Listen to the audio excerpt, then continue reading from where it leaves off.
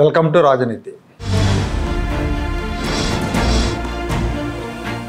తిరుమలలో శ్రీవారి ఆలయాన్ని మొన్న చంద్రగ్రహణం రోజు మధ్యాహ్నం నుంచి మూసేశారు. ఆ మూసేసిన సందర్భంగా మహాద్వారం ముందున్న గేటు దగ్గర తిరుమలలో ఉండే వివిధ ఛానళ్ళకు సంబంధించిన రిపోర్టర్లు అంతా కూడా జమ అయ్యారు. తిరుమలలో అన్ని ఛానళ్ళకి రిపోర్టర్లు ఉంటారు, అలాగే పేపర్లకు కూడా ఉంటారు. వీళ్ళంతా కూడా అక్కడ కలిశారు. కలిసినప్పుడు మహాద్వారం ముందున్న గేటుకి ఆల్రెడీ అప్పటికే టీటీడీ వాళ్ళు తాళం వేసేశారు. వాళ్ళంతా ఆ రిపోర్టర్స్ అంతా సరదాగా ఆ గేటు ముందు ఫోటోలు దిగారు. టీవీ5 రిపోర్టర్ శ్యామ్ అనే అతను అప్పటికే వేసున్న ఆ గేటుకు వేసున్న తాళం చెప్పకో తన స్కూటర్ తాళాలు పెట్టి ఒక ఫోటో తీయించుకున్నాడు. ఆ ఫోటోని వైఎస్ఆర్ కాంగ్రెస్ పార్టీ వివాదాస్పదం చేసింది. దాన్ని YCP social media, YCP media అందుకున్నాయి. టీవీ5 సంస్థ మీద దుష్ప్రచారం మొదలుపెట్టారు. టీవీ5 చైర్మన్ బిఆర్ నాయుడు టీటీడీ చైర్మన్ అయిన దగ్గర నుంచి కూడా ఎక్కడ దొరికితే అక్కడ బుక్ చేద్దాం అన్నట్టుగా సాక్షి మీడియా, సాక్షి సోషల్ మీడియా తహతహలాడుతోంది. అందుకే ఈ ఫోటోని వైసీపీ అఫీషియల్ అకౌంట్లో పోస్ట్ చేసి టీవీ5 రిపోర్టర్ చేతిలో కలియుగ దైవం వెంకన్న ఆలయం మహాద్వారం తాళాలు అని పెట్టేశారు. తిరుమలలో టీవీ5 సిబ్బంది పెత్తనం చేస్తున్నారు, అంతా వాళ్లే నడిపించేస్తున్నారని పోస్ట్ పెట్టేశారు. దాని మీద నానా రాద్ధాంతం రచ్చ చేస్తున్నారు. భక్తుల సెంటిమెంట్లు రెచ్చగొట్టే విధంగా ప్రచారం చేస్తున్నారు. అక్కడేదో అపచారం జరిగిపోతుంది అన్నట్టుగా. వాస్తవానికి వీళ్ళు తప్పుడు ప్రచారం చేయడంలో వీళ్ళు నిష్ణాతులు. అది మహాద్వారం కాదు, మహాద్వారానికి ముందుండే గేటు. అక్కడ స్పష్టంగా కనిపిస్తూ ఉంటుంది ఫోటోల్లో కూడా మనకి.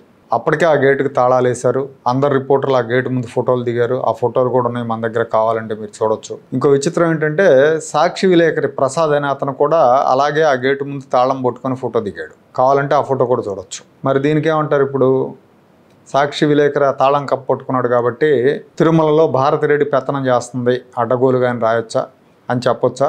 తర్వాత ఆ కుర్రాడు వీడియోలో కూడా చెప్పాడు, ఒక సెల్ఫీ వీడియో రిలీజ్ చేసి ఏం జరిగిందనేది కూడా చెప్పాడు. ఇప్పుడే కాదు, గతంలో జగన్మోహన్ రెడ్డి అధికారంలో ఉన్నప్పుడు కూడా ఇట్లాగే 2022లోనే ఎప్పుడో గ్రహణం వచ్చి తాళాలు వేసినప్పుడు నేను ఇట్లాగే ఒక తాళం పెట్టి ఫోటో దిగానని అప్పటి ఫోటో కూడా చూపించాడు అతను. కావాలంటే అతను వీడియో చూడండి.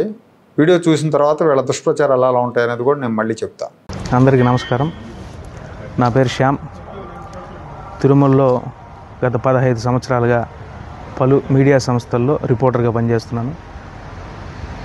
రిపోర్టర్ విధుల నిర్వహణలో భాగంగా చంద్రగ్రహణం కావచ్చు, సూర్యగ్రహణం కావచ్చు, తిరుమల శ్రీవారి ఆలయం ముందు మహాద్వారాలు మూసిన తర్వాత మహాద్వారాల ముందున్న ఒక ఇత్తడి గేటు ముందు మీడియా మిత్రులందరూ, నేను ఒక్కడే కాదు, నాతో పాటు కలిసి పనిచేసే పలు సంస్థల ప్రతినిధులందరూ కూడా ఆ గేటు ముందు విధి నిర్వహణలో భాగంగా ఫోటోలు తీసుకోవడం అనేది సహజంగా వస్తుంది.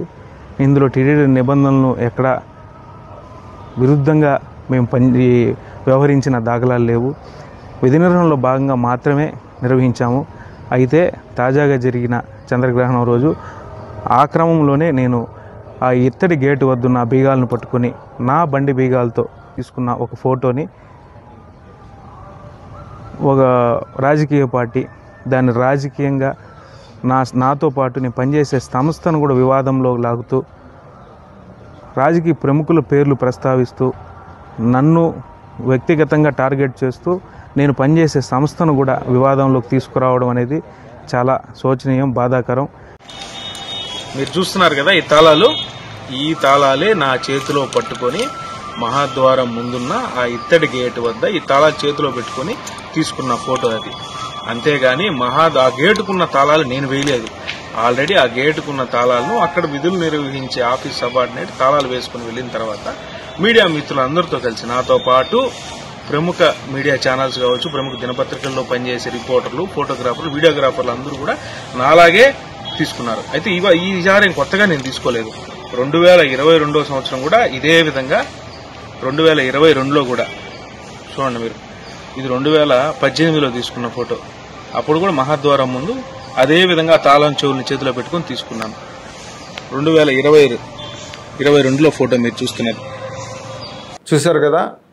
తప్పుడు ప్రచారాలు చేయటం వీళ్ళకి పుట్టుకతో అబ్బిన విద్య. ముఖ్యంగా తిరుమల తిరుపతి దేవస్థానం మీద వీళ్ళు చేసినంత దుష్ప్రచారం ఎవరూ చేయలే. వీళ్ళకేం సెంటిమెంట్లు కూడా ఉండవుగా. జగన్మోహన్ రెడ్డి, భారతిరెడ్డి వీళ్ళు వెంకటేశ్వర స్వామిని నమ్మరు, సెంటిమెంట్లు ఉండవు, దాంతో ఆకాశం హద్దుగా చెలరేకపోతుంటారు. అలాగే కరుణాకర్ రెడ్డి, నాస్తికుడైన కరుణాకర్ రెడ్డి, క్రిస్టియన్ అనే ఆరోపణలు ఎదుర్కొంటున్న కరుణాకర్ రెడ్డిని 2 సార్లు టీటీడీ చైర్మన్ చేశారు. రాజశేఖర రెడ్డి చేశాడు, జగన్మోహన్ రెడ్డి చేశాడు. వీళ్ళు ఏంటంటే వీళ్ళకి భక్తి, సెంటిమెంటు, భయము ఏమీ ఉండవు. రాజకీయ ప్రయోజనం కోసం ఎంత దూరమైనా వెళ్తారు, ఏ స్థాయిలోనైనా ఆరోపణలు చేస్తారు, దిగజారిన ఆరోపణలు చేస్తూ ఉంటారు. లేని పింక్ డైమండ్ కోసం ఉందని, అది చంద్రబాబు కొట్టేశాడని, ఆయన ఇంట్లో బెడ్రూమ్లో ఉందని విజయసాయిరెడ్డి ఆరోపణలు చేశాడు. ఆ రోజున రమణ దీక్షితులనే బ్రాహ్మణ పూజారిని దేశమంతా తిప్పి ప్రెస్ మీట్లు పెట్టించారు. పింక్ డైమండ్ పోయిందని ఢిల్లీ దాకా వెళ్ళి కేంద్రానికి కూడా కంప్లైంట్ చేశారు. ఆ తర్వాత తేలింది ఏంటి, అసలు పింక్ డైమండే లేదని తేలింది. కానీ తాత్కాలికంగా నమ్మించారు ఆ రోజున. దాని మూలంగా తెలుగుదేశం పార్టీ దెబ్బతింది. శ్రీవారి మీద అబద్ధ ప్రచారం చేసినందుకు ఆ పూజారి శంకరగిరి మాన్యాలు పట్టిపోయాడు. చేయించిన పెద్దలందరూ జగన్మోహన్ రెడ్డితో సహా అందరూ మట్టి గరిచారు. అయినా వీళ్ళకి బుద్ధి రాదు. ఇప్పటికీ భూమన కరుణాకర్ రెడ్డి తప్పుడు ఆరోపణలు చేస్తూనే ఉన్నాడు. శ్రీవారి ప్రసాదాలకు, లడ్డూలకు కల్తీ నెయ్యి వాడి మహాపచారం చేసింది వీళ్ళు. కాసుల కక్కుర్తితో స్వచ్ఛమైన ఆవు నెయ్యి వాడాల్సిన చోట్న కల్తీ నెయ్యి వాడారు. ఆనంద నిలయం ముందు రాజకీయ ప్రసంగాలు చేశారు. రోజారెడ్డి మున్సిపాలిటీ డంప్ యార్డ్ లాంటి నోటితో శ్రీవారి ఆలయం ముందు రాజకీయ విమర్శలు చేసింది. అడ్డుకున్న అధికారి లేడు, ఎవడో అభ్యంతరం చెప్పేవాడు లేడు. ఈ విమర్శలు చేయటం అనేది టీటీడీ నిబంధనలకు విరుద్ధం అని తెలిసి కూడా చేసింది. 100 మందికి నెల ప్రోటోకాల్ దర్శనాలు కల్పించింది. క్రైస్తవుడైన జగన్మోహన్ రెడ్డి డిక్లరేషన్ ఇవ్వకుండా వెళ్ళి శ్రీవారిని దర్శనం చేసుకున్నాడు. బ్రహ్మోత్సవాలకే ఒంటికాయ సొంటుకొమ్ములాగా ఒక్కడే వెళ్ళి పట్టు వస్త్రాలు సమర్పించాడు. ఆగమశాస్త్రం ప్రకారం భార్య ఉంటే దంపతులిద్దరూ వెళ్ళి పట్టు వస్త్రాలు సమర్పించాలి. అలాగే కొండకు ఆనుకొని ముంతాజ్ హోటల్స్కి భూములు ఇచ్చింది జగన్మోహన్ రెడ్డి ఆ రోజున. కానీ ఆ రోజున ఏ హిందూ సంఘాల వాళ్ళు మాట్లాడలా, ఏ కాషాయాంబరదారులు కూడా దాని మీద మాట్లాడలా, గమ్మును కూర్చున్నారు.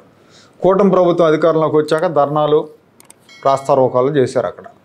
సరే, చంద్రబాబు నాయుడు గారు వచ్చాక రద్దు చేశారు అది, ఆ కేటాయింపుని. సో చేయాల్సిన అపరాధాలన్నీ వాళ్ళు చేస్తూ ఉంటారు. హిందూ సంఘాలను చంద్రబాబు మీద రెచ్చగొడతా ఉంటారు. అందులో భాగమే ఇప్పుడు ఈ ప్రచారం కూడా.